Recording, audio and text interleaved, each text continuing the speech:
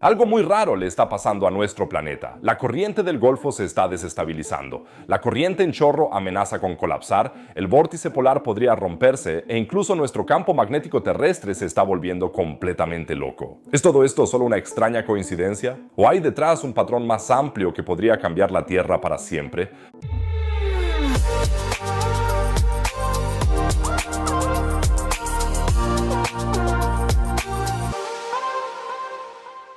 Hoy vamos a echar un vistazo a algunos de los fenómenos naturales más amenazantes y a ver qué tan grande es realmente el peligro. Y si esto os fascina tanto como a mí, no dudéis en suscribiros al canal ahora mismo, así nunca os perderéis ningún vídeo nuevo. Y si ya estáis suscritos, ayudad mucho al vídeo dándole a me gusta. 5000 me gusta deberían apaciguar al algoritmo de YouTube. Empecemos con un fenómeno que podría sumirnos en una era glacial, el debilitamiento de la corriente del Golfo. Últimamente se lee una y otra vez que la corriente del Golfo se agotará pronto por culpa del cambio climático y cuáles serían las consecuencias para nosotros. Por otro lado, hay por ejemplo declaraciones de Sabine Hossenfelder que afirman que el cambio climático no detendrá la corriente del Golfo. ¿Qué es lo que es cierto? ¿Y qué es en realidad la corriente del Golfo? Empecemos por el principio. La energía radiante de nuestro Sol es el principal factor que influye en el océano y la atmósfera de la Tierra. Esta energía calienta la Tierra de forma desigual, de modo que los trópicos se calientan más que los polos. El aire caliente asciende, se enfría en la atmósfera y luego vuelve a descender. Este movimiento genera un fenómeno que se conoce como circulación atmosférica. La rotación de la Tierra, que actúa adicionalmente sobre este proceso, contribuye a la formación de los llamados vientos dominantes, que son las principales fuerzas motrices de las corrientes superficiales en los océanos, y los vientos del Atlántico Norte son los que dan forma a la corriente del Golfo. Las corrientes superficiales de los océanos,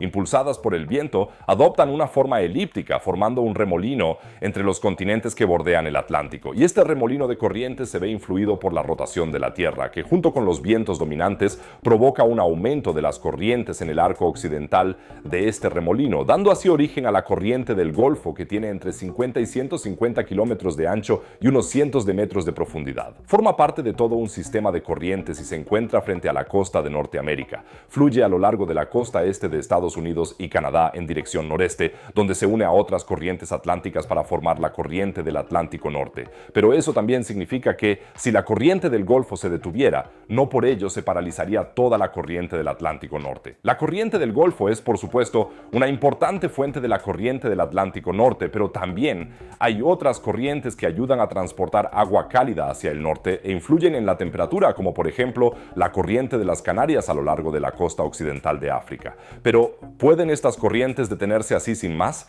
Y esto nos lleva al bonito término circulación de retorno del Atlántico Norte. La corriente del Atlántico Norte y la corriente del Golfo forman parte de un sistema aún mayor que se conoce como circulación de evolución meridional del Atlántico, AMOC por sus siglas en inglés. La AMOC es un sistema súper complejo de corrientes que transporta agua cálida desde los trópicos hasta el Atlántico Norte y lleva agua fría y salina desde el Atlántico Norte hasta los océanos del sur. Este gigantesco sistema de corrientes, que tiene equivalentes en otras partes del mundo, como la PIMOC en el Pacífico, es súper importante para regular el clima global, ya que distribuye el calor y la sal por el océano e influye en el ciclo del carbono, a diferencia de la corriente del Golfo, que se genera sobre todo por la rotación de la Tierra y los vientos que ésta provoca. La AMOC se debe a la circulación termohalina. Se trata de un proceso súper complicado en el que el agua cálida y muy salada de la región ecuatorial se transporta hacia el Polo Norte. Allí se enfría y, debido a su mayor salinidad, se hunde. Esto empuja el agua fría y salada hacia capas más profundas. El agua que ha descendido fría y muy salada vuelve a fluir hacia el Ecuador a través de las capas más profundas del océano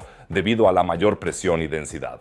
Por el camino se calienta de nuevo por la radiación solar más intensa, y en cuanto llega a los trópicos vuelve a ascender y empieza el ciclo de nuevo. Y este proceso puede verse alterado por el cambio climático. El agua dulce del hielo polar, al derretirse, cambia la densidad del agua del mar. Esto puede hacer que ya no descienda suficiente agua para mantener el ciclo, lo que a la larga podría provocar una ralentización o incluso una parada de la AMOC. Pero tampoco podemos afirmarlo con certeza. Los sistemas de corrientes tienen un sinfín de factores que influyen en ellos, y no todos están bajo el control humano. Además, aún nos queda mucho por comprender sobre todas estas interrelaciones. Por supuesto, si la AMOC se detuviera, también afectaría a la corriente del Golfo. Esta cambiaría su recorrido, pero no se detendría. Quizá incluso sería bueno que la AMOC se detuviera. De hecho, así llegaría menos agua cálida al norte, lo que podría ayudar a contrarrestar los efectos del cambio climático en esas regiones y posiblemente estabilizar la pérdida de hielo en Groenlandia. La AMOC ya se ha colapsado varias veces a lo largo de la historia de la Tierra debido a ciclos puramente naturales. Hagas lo que hagas. La corriente oceánica es solo una pieza del rompecabezas en este caos global, porque también muy por encima de nuestras cabezas en la atmósfera está pasando algo dramático, y es que la corriente en chorro también se está volviendo loca. La corriente en chorro es una corriente de aire fuerte y estrecha en la atmósfera que rodea nuestro planeta en grandes franjas onduladas. En las regiones ecuatoriales el aire se calienta más por la radiación solar que en las regiones polares, y estas diferencias de temperatura provocan la formación de zonas de alta y baja presión, y como el aire siempre fluye de una zona de mayor presión a otra de menor presión, se crean corrientes de aire horizontales. Debido al efecto Coriolis causado por la rotación de la Tierra, las corrientes de aire se desvían en dirección este-oeste y forman la corriente en chorro. Y hay dos ramas principales: la corriente en chorro polar, en las latitudes más altas, y la corriente en chorro subtropical, en las latitudes más bajas. La corriente en chorro, como corriente de viento global, es por supuesto inmensamente importante y tiene un gran impacto en los fenómenos meteorológicos. Influye en la dirección de las masas de aire, en los cambios de temperatura y humedad, así como en la formación de zonas de alta y baja presión, y por eso podría resultar un poco preocupante ver cómo se está comportando ahora mismo la corriente en chorro. La parte sur de la corriente en chorro sobre Norteamérica se ha desintegrado por completo. En lugar de una corriente continua de oeste a este, las franjas de la corriente en chorro están más onduladas y presentan desviaciones que provocan bloqueos y fenómenos meteorológicos extremos. El cambio climático podría ser también aquí el desencadenante. Y es que cuando las temperaturas suben incluso en regiones más alejadas del Ecuador, eso altera las corrientes de aire entre el Ecuador y la región polar. Sin diferencias de temperatura ya no hay una distinción tan marcada entre las zonas de alta y baja presión del Ecuador y las regiones polares, por lo que ya no hay corrientes de aire tan fuertes y por tanto la corriente en chorro se debilita. Pero también el Super El Niño que se avecina ahora mismo puede ser la causa. Aunque de momento solo es un fenómeno local, tiene repercusiones globales, ya que cambia las corrientes oceánicas y eólicas. Durante un episodio de El Niño, las diferencias normales de temperatura entre el Pacífico Oriental y el Occidental se reducen, lo que provoca un cambio en las condiciones de presión. Y este cambio influye en la corriente en chorro y puede contribuir a su inestabilidad y fragmentación.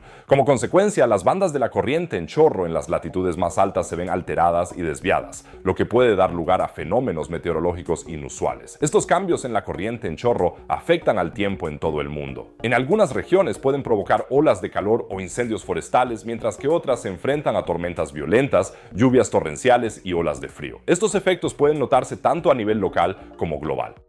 Y ya que hablamos de vientos caprichosos, sobre los polos suele haber un guardián invisible y gélido. El vórtice polar es una gran zona de baja presión y aire frío que rodea ambos polos de la Tierra. En verano, el vórtice polar se debilita y en invierno se intensifica. El término vórtice o remolino hace referencia a las masas de aire que circulan cerca de los polos y que quedan delimitadas de forma circular por la corriente en chorro. Como ya sabes, el eje de la Tierra está inclinado, lo que nos da las estaciones del año, ya que el ángulo de incidencia de la luz solar varía a lo largo del año. Y cerca de los polos, esto da lugar a fenómenos como el día polar, cuando en verano el sol ya no se pone, y la noche polar, cuando en invierno ya no sale. Como el sol apenas llega al polo norte en invierno, allí bajan las temperaturas, sobre todo en noviembre y diciembre. Y esto ocurre tanto en la superficie como en la capa media de la atmósfera, la estratosfera.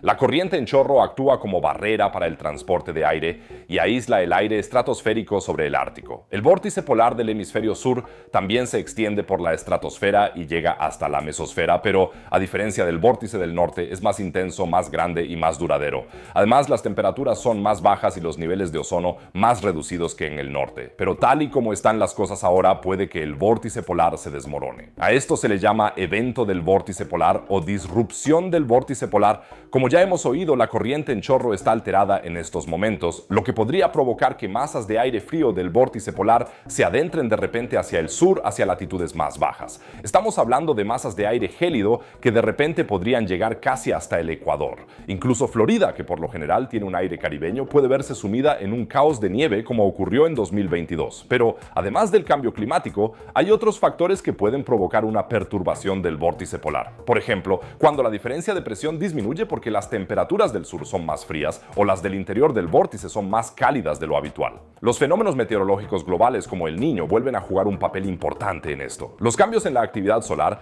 también tienen una influencia directa, ya que la radiación solar es lo que mantiene en marcha todo el sistema. Paradójicamente, una perturbación puede provocar incluso fuertes subidas de temperatura a corto plazo si las masas de aire cálido son desplazadas de repente por las masas de aire polares. Por supuesto, una perturbación del vórtice polar no es el fin del mundo y ocurre con regularidad, pero hay indicios de que se están volviendo más frecuentes, y es que el aumento de las temperaturas en el Ártico podría hacer que se redujera la diferencia de temperatura entre las latitudes polares y las latitudes medias. Pero este llamado gradiente de temperatura juega un papel decisivo en el mantenimiento del vórtice polar, como acabamos de oír, aunque todavía no se puede decir con exactitud cuándo se producirá el próximo episodio relacionado con el vórtice polar. Pero las señales se multiplican. Un calentamiento masivo en la estratosfera ha deformado literalmente el vórtice polar antártico, con posibles consecuencias para la capa de ozono y el clima en todo el mundo. Normalmente, en invierno, en la estratosfera sobre la Antártida hay temperaturas de unos 80 grados bajo cero, pero el 7 de julio de 2024 los científicos se quedaron boquiabiertos al echar un vistazo a sus datos de medición. Las temperaturas en la estratosfera media habían subido de repente 15 grados. El 5 de agosto se produjo otro aumento de temperatura, esta vez incluso de 17 grados. Estos calentamientos repentinos en la estratosfera tienen un impacto enorme en el vórtice polar sur. En lugar de su forma redonda habitual se ha alargado y ahora parece, bueno, como un cacahuete. Esta deformación del vórtice polar es de hecho muy inusual y podría tener consecuencias de gran alcance para todo el planeta. Por cierto, una de estas consecuencias tiene que ver con algo que todos conocéis, aunque nunca lo hayáis visto: el agujero de la capa de ozono. Normalmente, el agujero de la capa de ozono empieza a formarse sobre la Antártida a principios de agosto. Este año, sin embargo, se ha hecho esperar. Los investigadores del Servicio de Vigilancia Atmosférica de Copérnico observaron que, en lugar del comportamiento típico en el que el agujero de ozono se agranda progresivamente en agosto, este no se desarrolló hasta finales de mes. Un vórtice polar fuerte y estable provoca temperaturas extremadamente frías en la estratosfera. Este frío es uno de los requisitos para la degradación del ozono y por tanto para la formación del agujero de ozono. Pero cuando el vórtice polar se debilita y se deforma, como ha pasado este año, estos procesos se ven alterados. Ahora quizá pienses, genial, no hay agujero de ozono, problema resuelto. Pero tampoco es tan sencillo. La capa de ozono nos protege de la radiación UV dañina del Sol, pero su adelgazamiento anual forma parte del ciclo antártico. Si este ciclo se ve alterado, podría tener consecuencias impredecibles para el sistema climático global.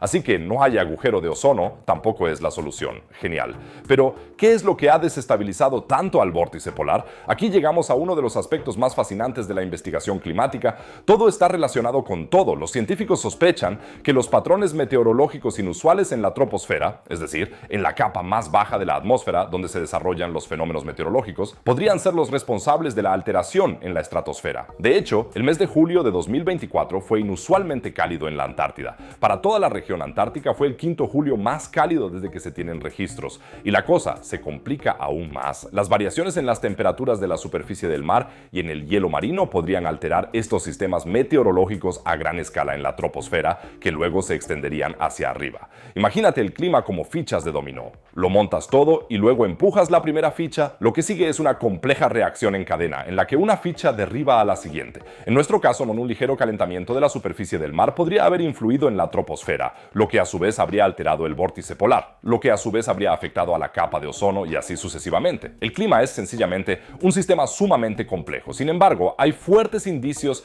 de que un suceso concreto haya contribuido de manera especial a esta anomalía: la erupción del volcán submarino Hunga Tonga en el Pacífico Sur en el año 2022. Además de cenizas, los volcanes emiten una gran variedad de gases, entre ellos dióxido de azufre, cloruro de hidrógeno, fluoruro de hidrógeno y dióxido de carbono, es decir, CO2. Estos gases pueden propagarse por la atmósfera e influir tanto en la calidad del aire como en el clima global. En el caso del Hunga Tonga, sin embargo, lo que se expulsó a la atmósfera sobre todo fue una gran cantidad de vapor de agua, y sabemos que el vapor de agua en la estratosfera puede contribuir a la formación de nubes estratosféricas polares que están formadas por minúsculas partículas de hielo y que, a su vez, crean un entorno en el que pueden tener lugar reacciones químicas que aceleran la degradación del ozono.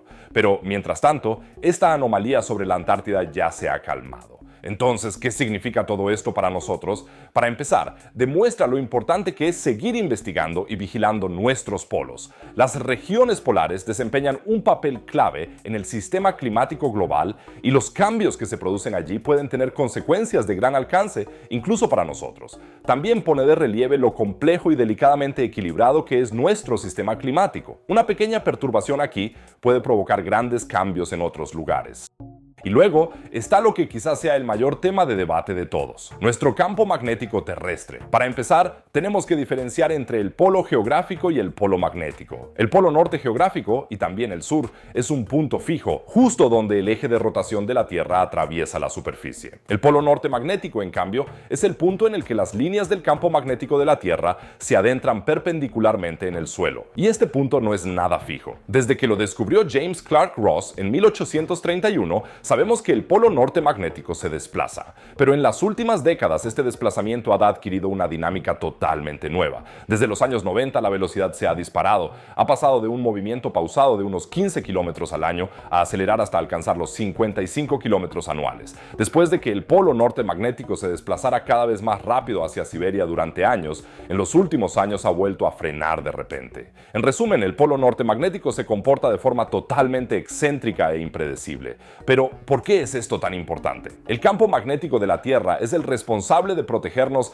de la radiación cósmica y del viento solar. Sin este campo magnético, la vida en la Tierra, tal y como la conocemos, no sería posible. El campo magnético terrestre se origina en las profundidades de la Tierra, en el núcleo externo. Allí, a una profundidad de unos 2.900 kilómetros, hay una enorme esfera de hierro y níquel fundidos. Esta masa fundida está en constante movimiento y al girar genera corrientes eléctricas y estas a su vez generan el campo magnético de la Tierra. Los científicos lo llaman geodínamo. No saben exactamente por qué se está produciendo ahora este comportamiento tan extraño. Hay varias teorías, pero ninguna de ellas puede explicar del todo lo que se está observando. Una posibilidad es que los cambios en la corriente de hierro fundido del núcleo externo de la Tierra sean los responsables de este movimiento inusual. Otra teoría dice que el movimiento del polo norte magnético está relacionado con cambios en la intensidad del campo magnético. En los últimos 200 años, el campo magnético también ha perdido alrededor del 9% de su intensidad. Puede que no parezca mucho, pero para los geofísicos es una tendencia preocupante. Algunos científicos incluso especulan con que esto podría ser el comienzo de una inversión de polos, un proceso en el que los polos magnéticos norte y sur de la Tierra se intercambian. Estos saltos polares no son nada inusual en la historia de la Tierra. Ocurren, de media, cada unos cientos de miles de años. El último gran salto polar tuvo lugar hace unos 780.000 años, así que en realidad ya nos ha pasado la fecha. Sin embargo, una inversión de polos no sería un evento repentino, sino que se prolongaría durante miles de años y tendríamos tiempo de sobra para prepararnos. Así que se puede decir con cierta seguridad que desde el punto de vista de la historia de la Tierra, una inversión de polos está a punto de producirse, al menos desde el punto de vista geológico. Para seguir el ritmo de los cambios en el campo magnético, los científicos actualizan regularmente el modelo magnético mundial, WMM. Este modelo es fundamental para muchos sistemas de navegación, desde los smartphones hasta el equipamiento militar. Normalmente, el WMM se actualiza cada 5 años. Actualmente se ajusta cada año. Para que os hagáis una idea de por qué es importante, si viajaseis los 8.500 kilómetros que separan Sudáfrica del Reino Unido en línea recta y utilizaseis un WMM antiguo, al final del viaje os encontraríais a unos 150 kilómetros de vuestro destino. Así que ya os podéis imaginar la gran influencia que tienen estos sistemas en toda nuestra tecnología y por lo tanto, lo importante que es la investigación sobre el campo magnético para nuestra vida moderna. Espero que ahora os hayáis hecho una idea fascinante, aunque también un poco inquietante, de lo que está pasando ahora mismo con nuestro planeta. Por supuesto, os mantendré al tanto de cualquier novedad aquí, en este canal, así que si aún no lo habéis hecho, pulsad ya el botón de suscribirse, porque eso me ayuda mucho en mi trabajo. Y no os olvidéis de darle al me gusta para llegar a los 5000 me gusta. Y ya que hablamos de sistemas caprichosos, en el Pacífico se está gestando un auténtico monstruo. Un El Niño de proporciones históricas que, como ya sabemos, tendrá consecuencias drásticas para todo el mundo. Lo que se nos viene encima lo podéis ver en el vídeo de arriba a la derecha. Abajo a la derecha, como siempre, otro tema relacionado con la ciencia y el espacio. Y por lo demás, diría que nos vemos en el próximo vídeo. Que os vaya bien, chicos.